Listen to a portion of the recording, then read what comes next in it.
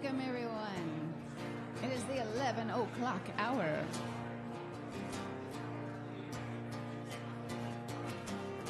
Everyone is welcome. Hello, greetings, good morning.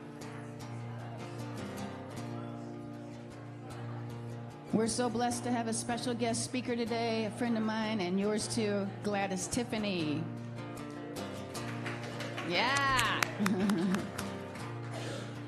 But first, if you wouldn't mind, please join with me. We're going to keep on moving forward, never turning back. We're going to keep on moving forward.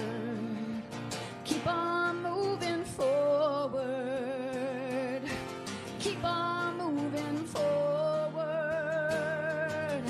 Never turning back. Never turning back. Work for change together. We're gonna work for change together. Work for change together. Work for change together. Never turning back. Never turning back. Never turning back. Singing loudly. We're gonna keep on singing loudly. Keep on singing loudly. Keep on singing loudly. Never turning back. Never turning back. Never turning back. Loving boldly. We're gonna keep on loving boldly. Keep on loving boldly. Keep on loving boldly. Never turning back. Never turning back. Never turning back. Reach out to our neighbors. We're gonna reach out to our neighbors. Reach out to our neighbors. We're gonna reach out to our neighbors. Never turning back. Never turning back. Never turning back. Thank you. That was by Pat Humphreys of Emma's Revolution. Thank you, Jory. That was beautiful. So apropos for today. My name is Joanna Person-Mitchner, and I'm in my last year of being on the board of directors here, which has been an incredible honor. I love this fellowship. Thank y'all for being here. Unitarian Universalism is a religious tradition that values freedom in religious thought and journey. We uphold the unity of our interconnections, connections to each other, to all of life, and the precious universe of which we are all a part. We affirm the universality of love and hope as we journey together in community, and we welcome you, whoever you are, in this moment and wherever you are on your spiritual journey. For those of you that are joining us online, if you're new to us, please check out our website. And for those of you visiting us for the first time, you'll find that there is a card on the pew back or the chair in front of you where you can sign up for our newsletter if you want to and let us know a little bit about you. And later in the service, just so you know, we're going to have time where you'll be invited to come forward and drop a stone. It's one of our traditions, maybe even more than one stone if you're feeling a more than one stone sort of mood or feeling today. Sometimes we do whole handfuls.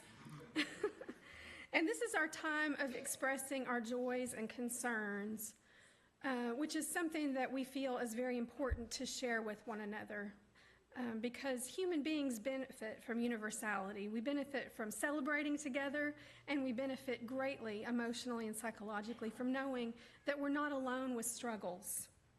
And that is why we do that just about every service. And you can fill out a Joys and Concerns card that looks like this. They're yellow.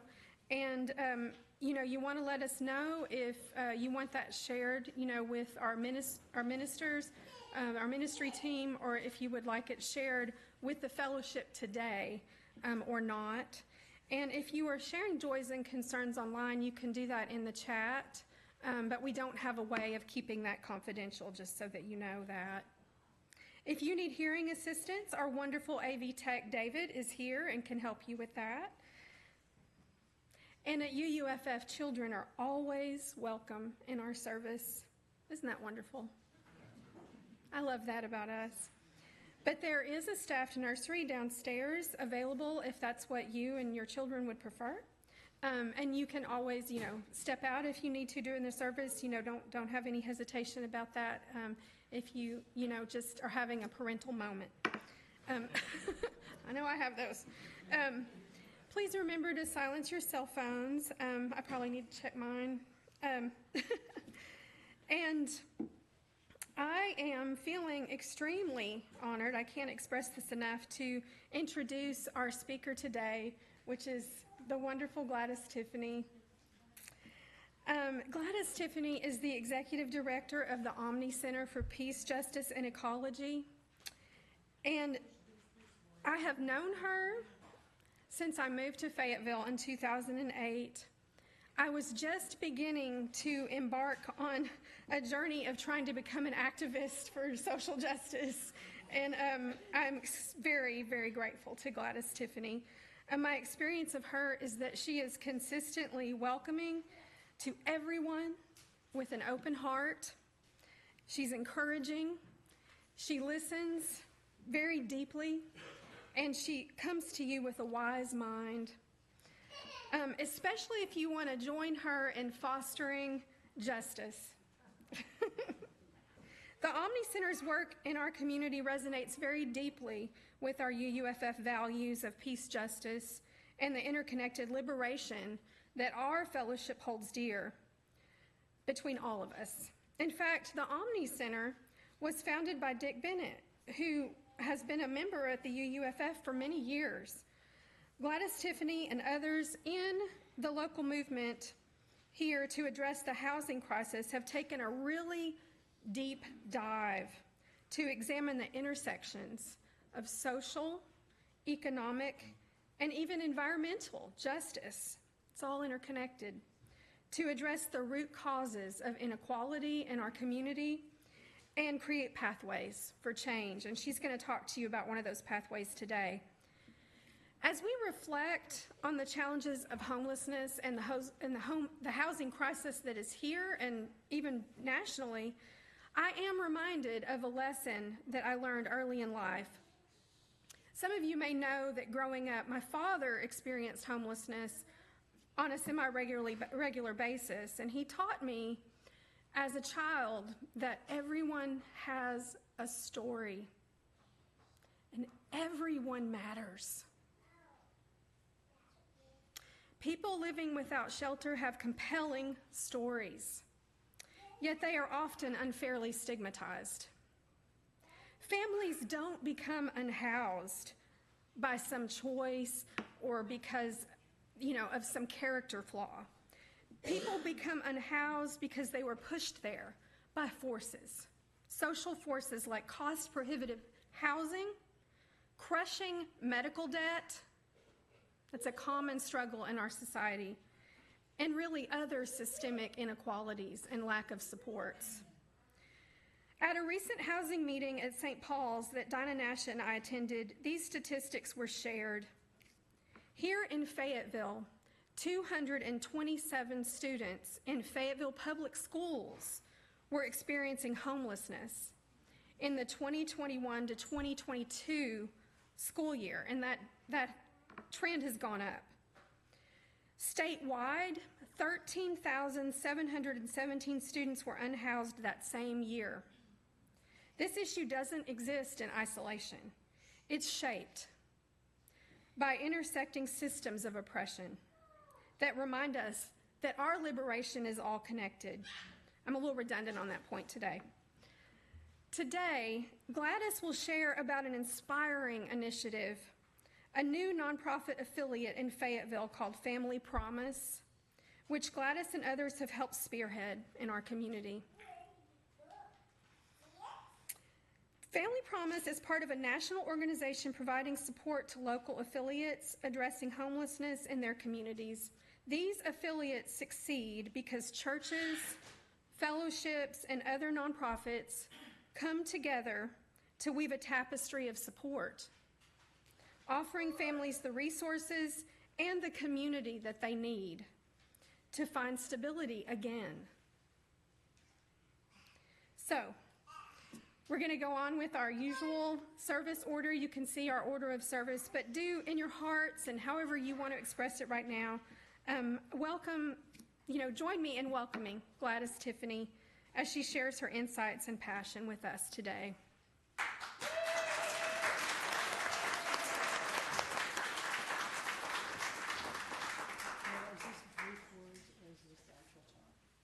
You have opening words. Okay, all right. Thank you so much for welcoming me so kindly. It's just really, I feel like I'm just stepping right into a group of friends already. It's just beautiful. The thing I want to share with you is something that I saw in one of those periods where we thought maybe COVID was over and then it wasn't. And I was driving up College Avenue, and right at the intersection of College and Township, I saw something that just made my blood run cold. I saw a little bitty skinny mom with two small children panhandling on the side of College Avenue. And that little 2-year-old trying to get into the road while the mother was panicking over that child. And I thought, what kind of a culture are we becoming if this is what can happen in Fayetteville, Arkansas? And just as Joanna said, there's structures in place that allow that to happen that we have to address somehow. So that's what we're going to talk about today, and thank you for letting me do that.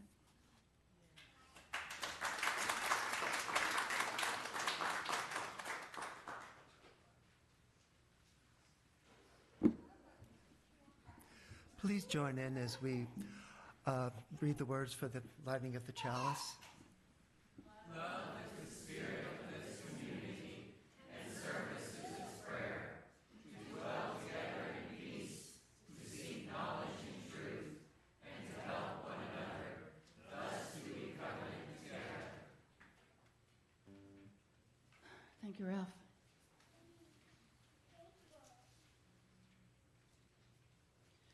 We're going to sing from the Gray Hymnal. Please turn to 121 if you like, or follow the words on the screen. Actually, some of the words have been changed to suit our congregation and our ever-evolving knowledge. So please rise if you are able and willing and sing along.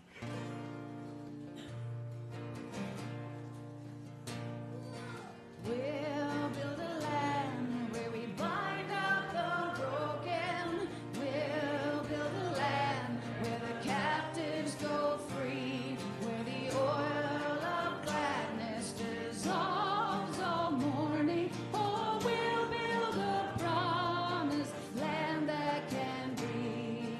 Come build a land where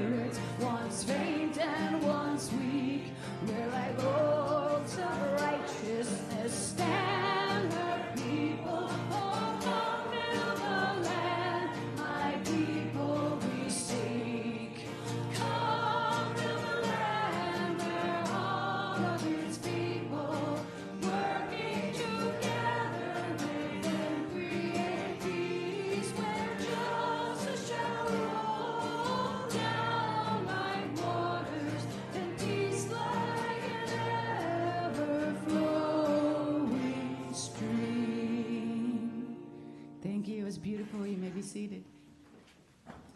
Oh, you first.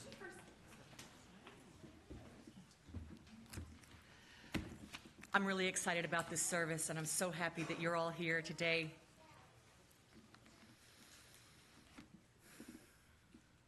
As Unitarian Universalists, we say that the congregation is the classroom.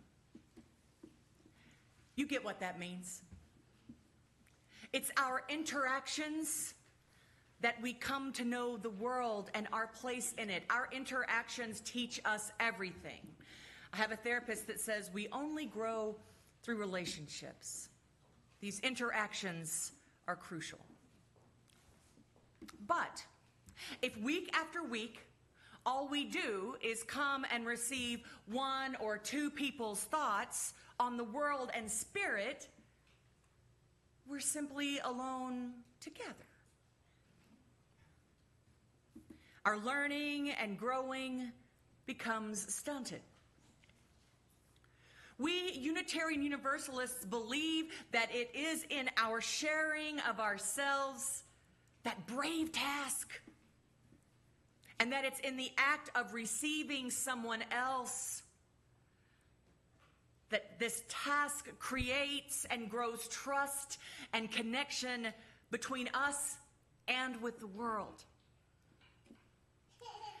That this is how we come not only to marvel at, but to engage in the depth and movement of the spirit of life, of the human experience, of the interconnection.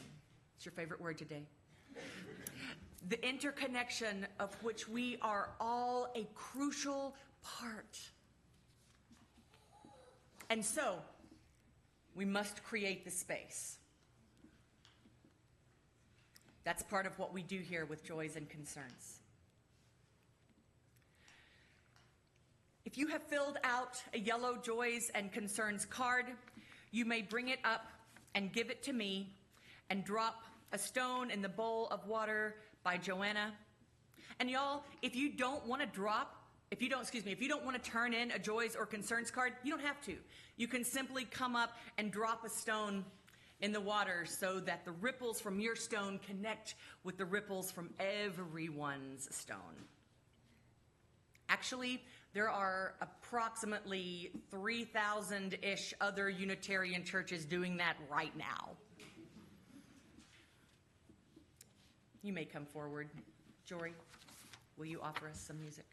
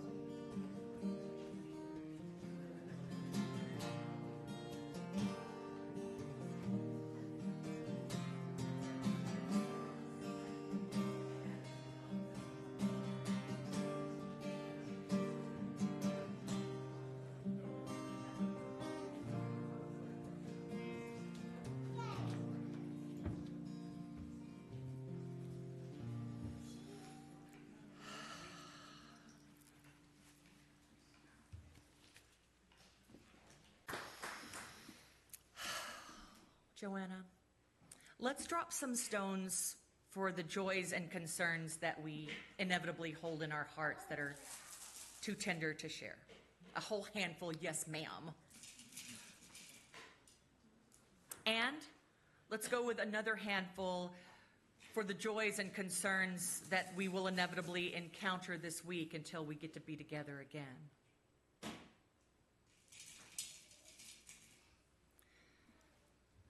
Beloveds, let's take 60, I think we're good. Thank you. Let's take 60 whole seconds to quiet our minds, which means turn off all the thoughts, and let's just be together in quiet for 60 seconds. Let's take a breath and out. One more.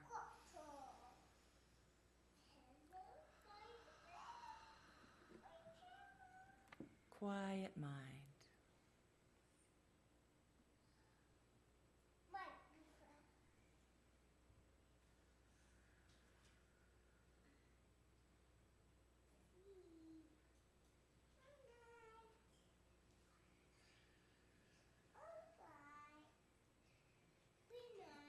Let your thoughts float away.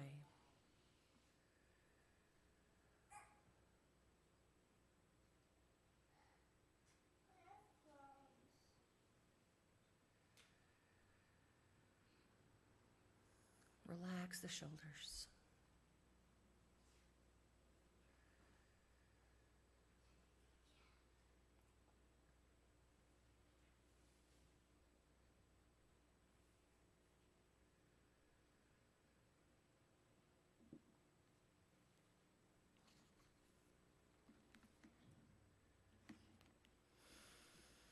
And an in-breath together and out. Thank you. Joanna?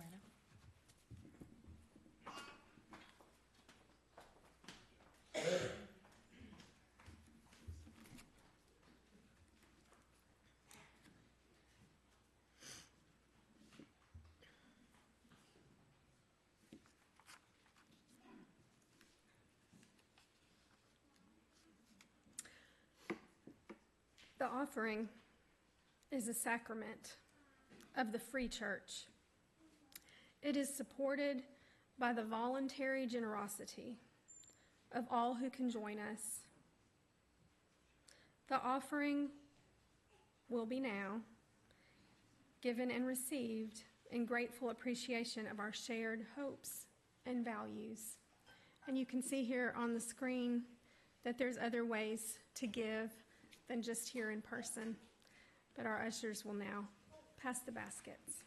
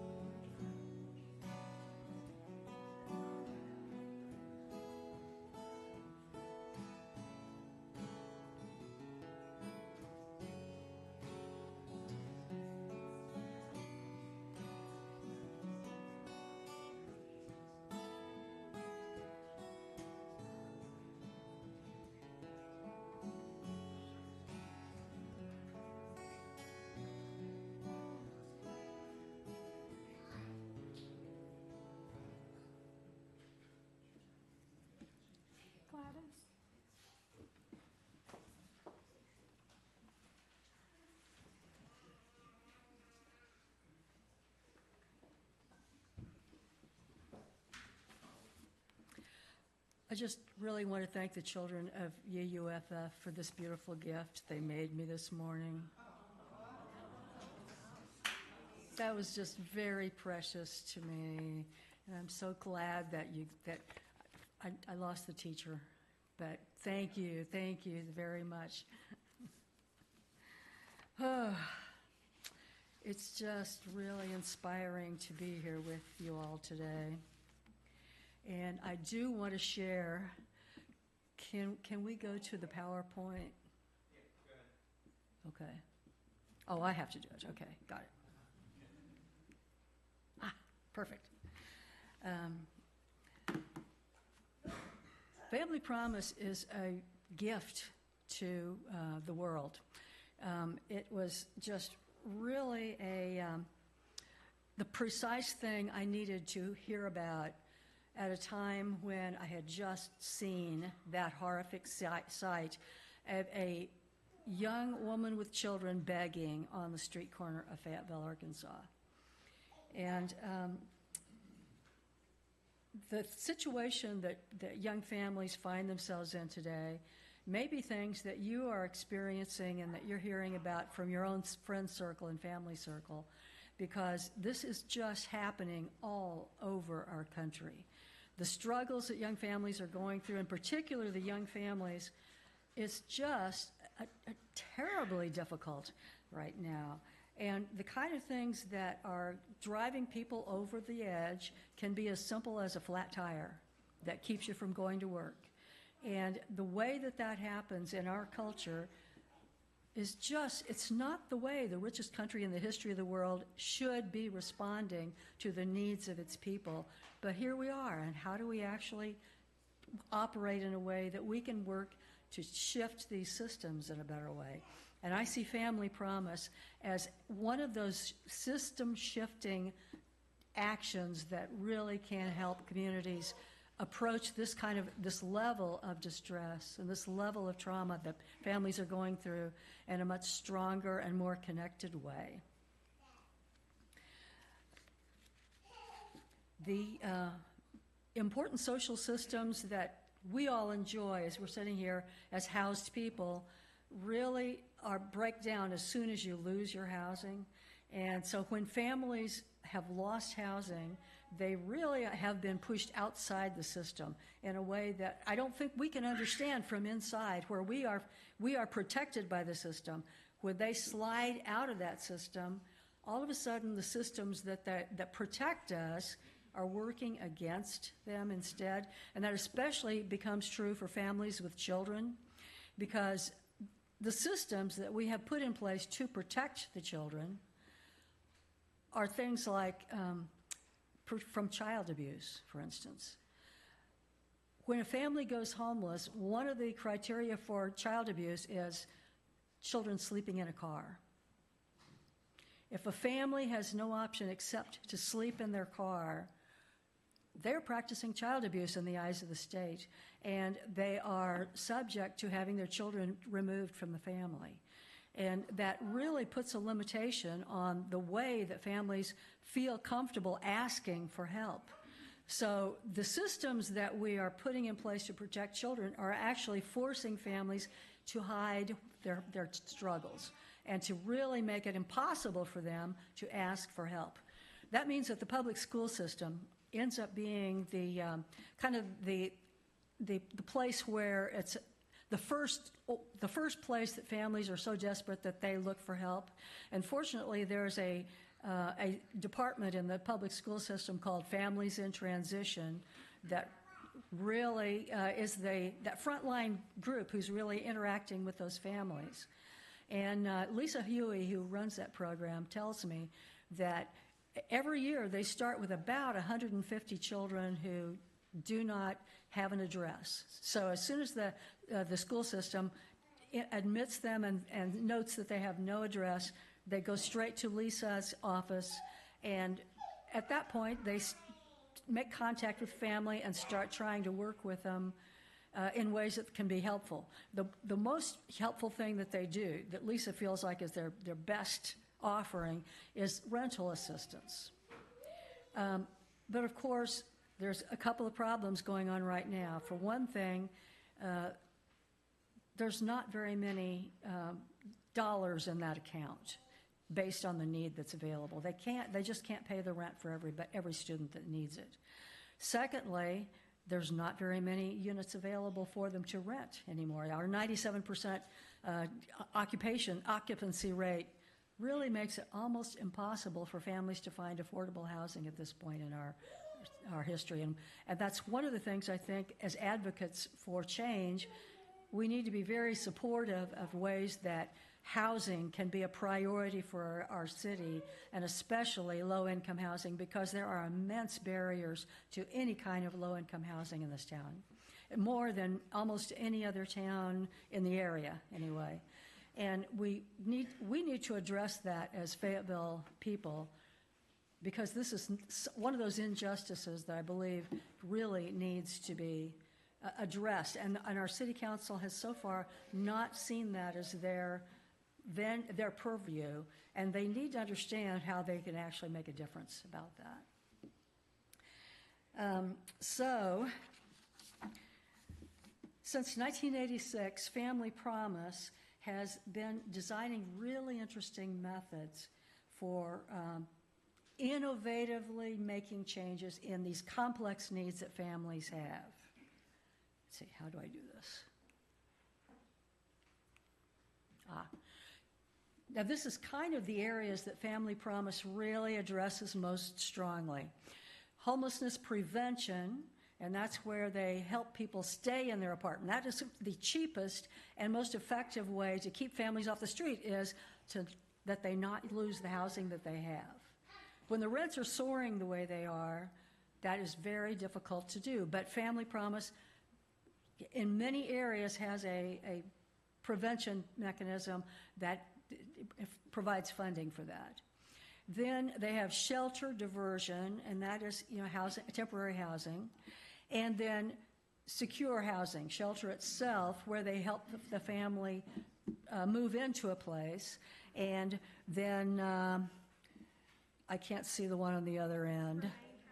Yes, that is really kind of the element that keeps them there as they are trying to reestablish themselves as real human beings. Because in so many ways, a person without a house is not regarded as a real human being, as sad as that is. And this is kind of the key part of what Family Promise uses as the way that they work to help families, help the family in a community, and help the community itself to connect. And there's two different models they use. The model on the left is the rotational model, and this is the model they have used for years. But during COVID, they couldn't really use this rotational model very well, because what happens with the rotational model is there's a center in the middle where the family goes during the daytime, and then there are up to 13 churches who actually act as a host church. And that church just has a room somewhere in their building that is a bedroom. And it can be configured to meet the needs of a different number of family members. And here in this one little bedroom, they will 3 or 4 times a year, it will be their turn to have host a family. And so the family is brought to the church, and they bring their luggage in, and they set up, and they stay for 1 week. And during that 1 week, the family and the church work together to meet the family's needs. So a lot of things are going on for them that we'll talk about in just a minute. But the churches are all working together, and this has an immense connecting function for the churches and the community. And that is a really interesting part for us, because as we're getting into this, we're realizing how very few of the churches actually know each other. We're all busy on Sunday mornings doing our thing, and so how do we actually connect around the things, the values that really do allow us to connect? So 13 churches all working together, but that's not all. We'll talk about it in a minute. The model they came up with during COVID really turns out to work well for some of them, and that is that there's a place that they have a house or an apartment house that they have access to, that they can put a family into, and the family can just stay in the apartment house. So then the churches, rather than hosting them as in the church, would bring food to them or help make transportation available and that kind of thing for the family. So it involves the connecting the community, but they're finding out that they don't really get the level of connection that they have when the family goes into the church itself. So we have really decided that in Northwest Arkansas, we really do want to follow the rotational model. So the way that we're hoping that this works is that we will follow that rotational model and have a number of churches who are really prepared to do this kind of a deep-seated caring hosting function. But no one of those churches does that by themselves. There's always a support church who's working beside them, who, while they are hosting the family and doing the transportation and meeting other needs, another church steps in and brings food every evening. So and breakfast and dinner is usually what they provide. So they'll come in the evening and bring food for the evening and something that they can have for breakfast the next morning. And it's a very simple method to kind of keep things operational. In addition to that, the day center is providing a lot of classes and trainings. They have, at the day center, they have laundry facilities and showers and clothes closets and different things that they can actually meet the family's needs and prepare them to move into an apartment at the close of the whatever the cycle is that happens to be what the group has decided will be. Normally they use about 90 days where they are staying with Family Promise, and at the end of 90 days, is usually, in many cases, 90 days is enough for people to actually get all of their training done and time enough for Family Promise to have found them an apartment they can live in. Because of the 97% occupancy rate, we don't know for sure that the 90 days will be enough for us. Part of what we have to do in order to prepare is make contact with rental agencies and landlords who really have contact with apartments where we might be able to set up systems that we can have that in place. We don't have it in place yet. We are a brand new affiliate, and this is one of the things that we have to really kind of pull together. So when I get to the part about what you can do in a second, I hope that you will just think, who do I know who might have contacts like that? Because this is one of the ways that we need the contacts from congregations is how do we find all these areas where people want to help, but we don't know how to connect. So this is kind of an overview of the things that Family Promise offers, and I'm not going to try to talk about all of them because there's a lot that is not said in this, but it starts with the Family Promise Center at the top there, and that's kind of the day center, and that's what we are in Fayetteville looking for right now in order to begin this process. But case management, transportation, community resources, volunteers, host sites, and support groups are all a cycle that must be in place for all of these pieces to function and work together. And it's really designed in very interesting ways that Family Promise has got 40 years of experience now in how do we get families through this crisis and into stability. And it's been an amazing thing to kind of see how they actually seem to, I had never heard of Family Promise before we had this opportunity to work with them. And at this point, I'm hearing about Family Promise in cities all over the country and realizing that they have a strong presence in ways that we need in Fayetteville, Arkansas. So how congregations help? So we're new. We're brand new. We have not yet hosted a family. So we are preparing to do that now. And hopefully within the next 90 days, we're really hopeful that we'll be able to take our first family. So the kind of skills that we will need down the road, we're not quite ready for congregations to feed anybody yet, but there are some very important skills and presences that we really do need. We need people who know how to do websites. We need good social media setup. We need to be able to build our communications tools. We need to make connections with potential donors and with other congregations, just like you all. And those rental systems and real estate systems that we've got to have connections with in order to be able to place these families again under the very difficult circumstances we're going to be facing. Somehow that came out a little cockeyed, but there's also, we are planning on holding an advisory team meeting where we're hoping that there will be opportunities for you to come and share what you can with things you know, so people that you know. And we're going to do that in a face-to-face meeting at some time within the next 90 days, and would love to include members of the fellowship. We also have a leadership team that can use some more members and some more skills, and we'd love for you to sign up and give us your contact information so you can get more information down the road as things go along.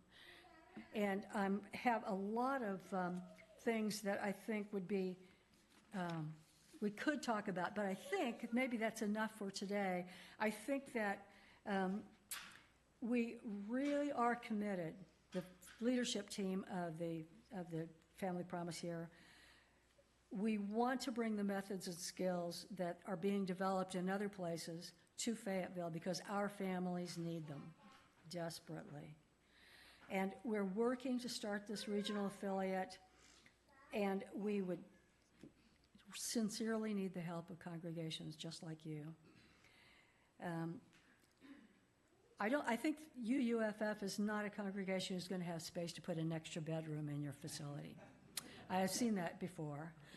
But there's so much you can do, and I'm really hoping that you will put some encouragement into those who are willing to actually jump in and help with this project, because I sincerely feel like the heart that I'm feeling from your people is exactly what I want to see for our entire community.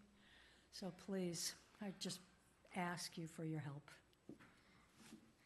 Thank you.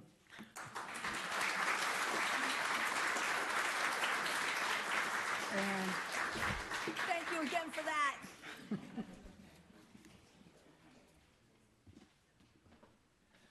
Thank you, Gladys. I've known Gladys for a long time, and her steadfast commitment is so inspiring. Thank you. So please rise if you're willing and able, and stand. We'll build a land. And we'll build a new way. Thank you. We're building a new way. We're building a new land. We're making a new promise.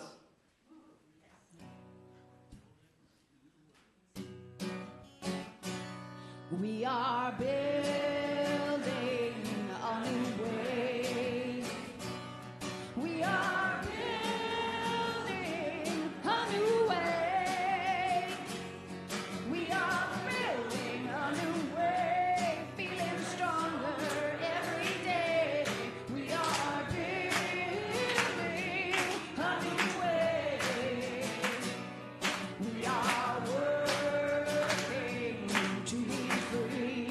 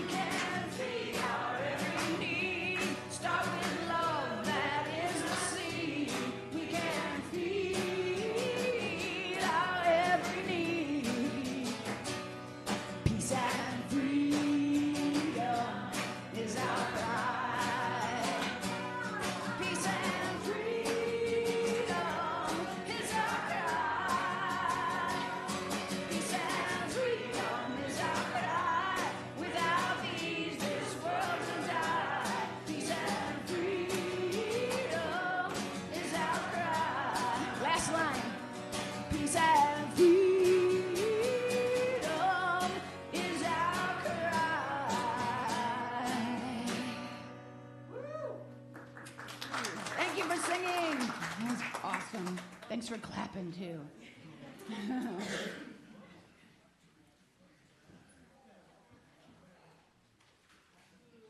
Please join with me as we read the words as I finish the chants.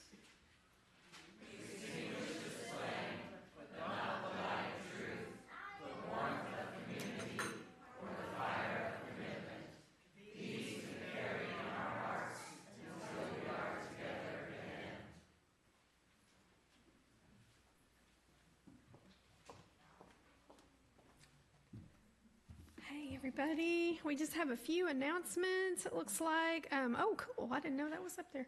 The Citizens Climate Lobby meeting that I'm co-chair of is meeting today here at 3 o'clock, and anyone is welcome to come.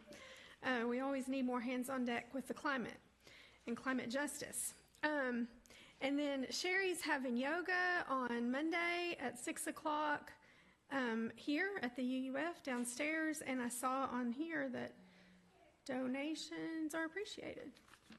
Yeah. And then Thursday, where the Justice Team meeting is going to happen at Dinah Nash's home.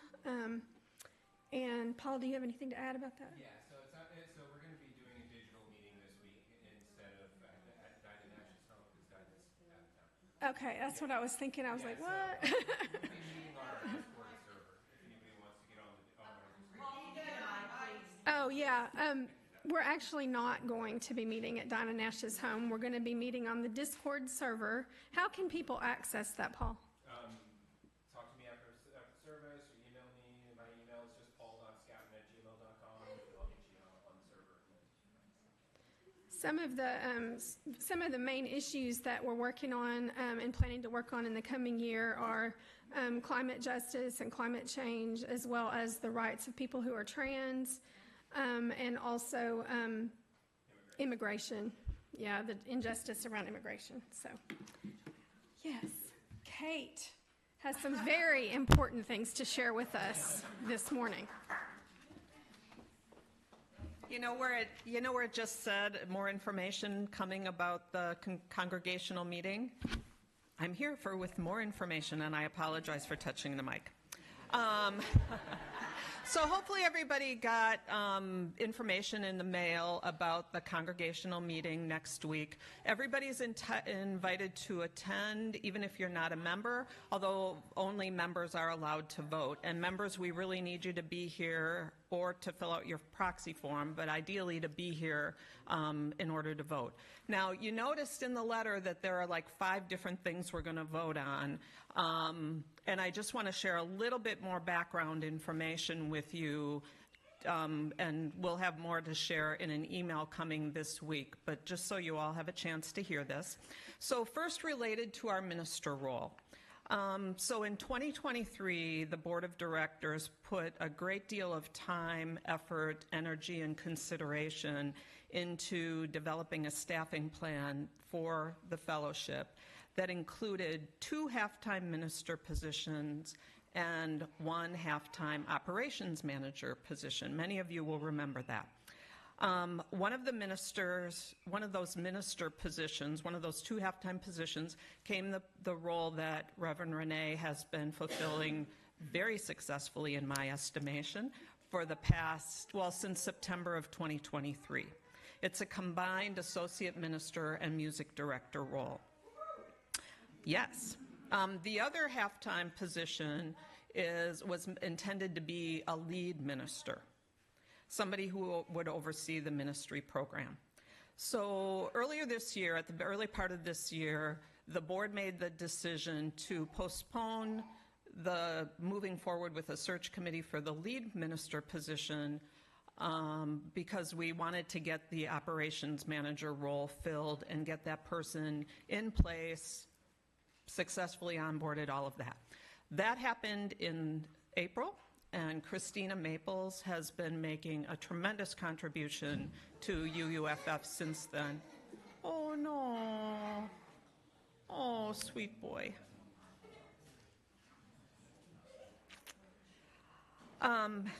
Anyway, so that position is filled, it's in place. So this summer, the board then, we turned our attention to looking again at our minister program. And as those discussions began, Reverend Renee shared with the board that she would be interested in expanding her responsibilities to include the lead minister duties and responsibilities.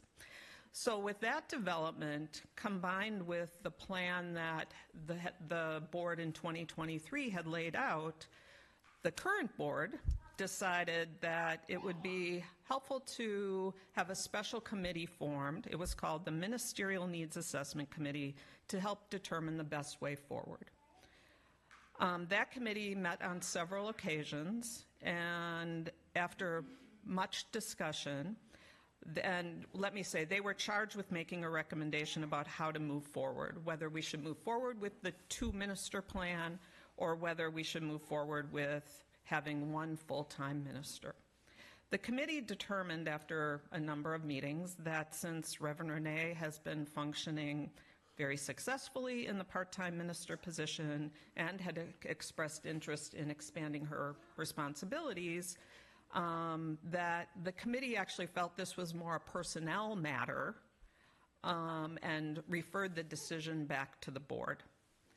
And so after significant conversation among the board members, we determined that this was something to be brought to the congregation, to you, all of you as members, to help us to make the determination about how best to move forward. And so that's the information behind the vote that'll take place next Sunday. I will tell you the board enthusiastically supports appointing Reverend A into the full-time role. It would continue to be a combined minister and music director position. We believe she's already very effectively performing the duties aligned with the lead minister position. And we have faith that she'll continue to excel in an expanded role. That's our point of view. Ultimately, this is a democratic environment, and so we leave it to all of us collectively as a congregation, as a community, to make that determination. But I just feel like it's fair to be upfront on kind of our thinking. I also want to just, a couple other things. Leadership Development Committee. Our UUFF's bylaws require that the fellowship have in place a 4-person leadership development committee to help identify and recruit members for leadership roles within our community. That includes board members, leads for various committees and teams. We haven't had one in place for a few years, and the board decided that it was really important to be in kind of compliance, if you will, with our bylaws, and that it would just be helpful for us to have that committee. The board is, but our bylaws also require that committee be voted on by the members. So that will be another vote. We are tremendously grateful that the following people have agreed to serve on that committee: Ben Hilliard, Joanna Person-Mitchner, Kathy Shermer, and Gretchen Wilkes. Just a comment about the slate of nominees for the board of directors. And the reason, I mean, that's a pretty standard thing that we vote on. The reason that I'm mentioning it this time is that there's a bit of a nuance. Normally, the sequencing for the presidency role is that it's typically a 3-year commitment, 1 year as president-elect, 1 year as president, 1 year as past president.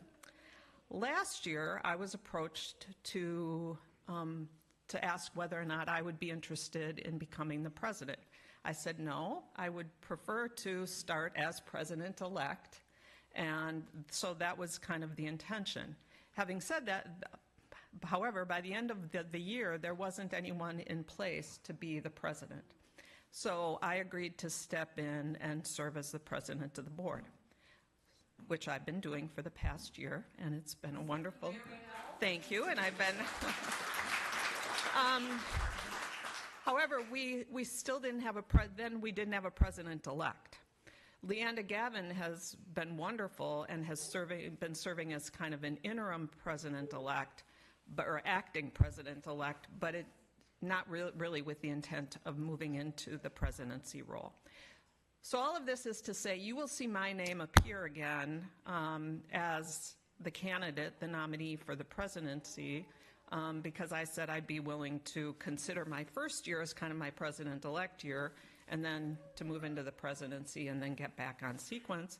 And we are very blessed that Stephanie Bentley has agreed to be the president-elect for next year. And Leanda has agreed to shift into the past president role so that we've got a full executive team. And Kathy Benton is also serving as treasurer, and so that fills out our executive committee.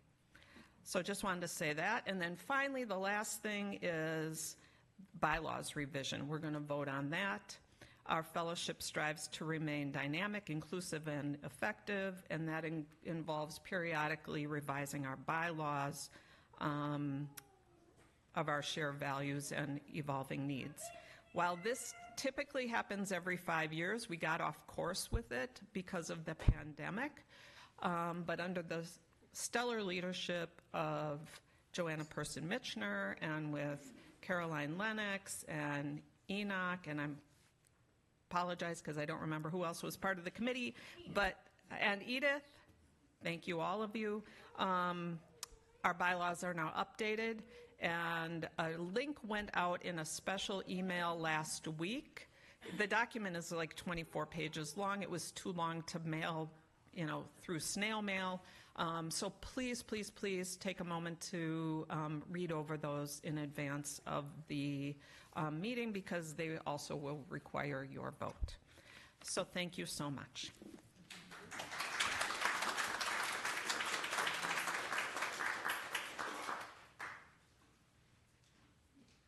Do you have any closing words, Gladys?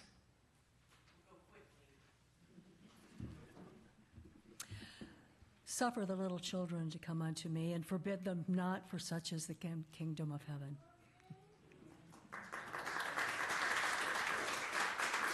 Thank you. Thank you to all the committees. And speaking of committees, I would like to express public gratitude for Carol Olson, the lead of hospitality. Please give it up for Carol.